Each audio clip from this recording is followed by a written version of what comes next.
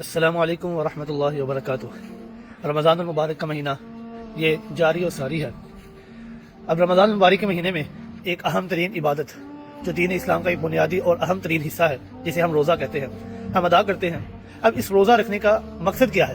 یہ اللہ رب العزت نے ہمارے اوپر یہ روزے فرض کیوں کیے ہیں؟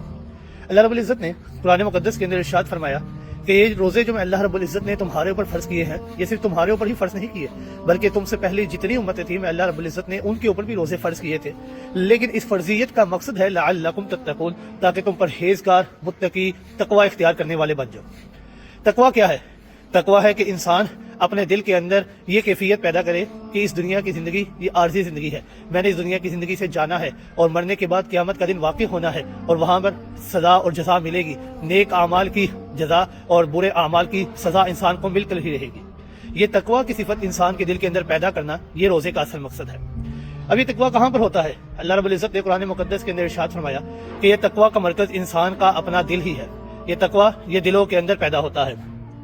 سیدنا فاروق اعظم رضی اللہ تعالیٰ عنہ حضرت ابی بن کعب رضی اللہ تعالیٰ عنہ سے سوال کرتے ہیں کہ ابی بن کعب، یہ تقوی کیا ہے؟ حضرت ابی بن کعب رضی اللہ تعالیٰ عنہ یہ وہ صحابی رسول ہے کہ جن کو اللہ رب العزت نے قرآن کا فہم عطا فرمایا تھا۔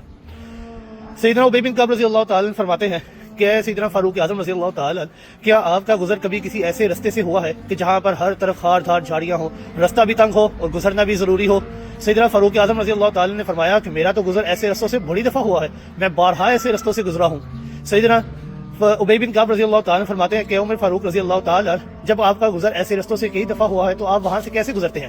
سیدنا فاروق اعظم رضی اللہ تعالیٰ نے فرمایا کہ میں وہاں پر اپنے دامن کو سمیٹتے ہوئے، سنبھالتے ہوئے گزرتا ہوں کہ کہیں کوئی نوکدار چیز میرے کپڑوں کو یا میرے وجود کو نقصان نہ پہنچا دے۔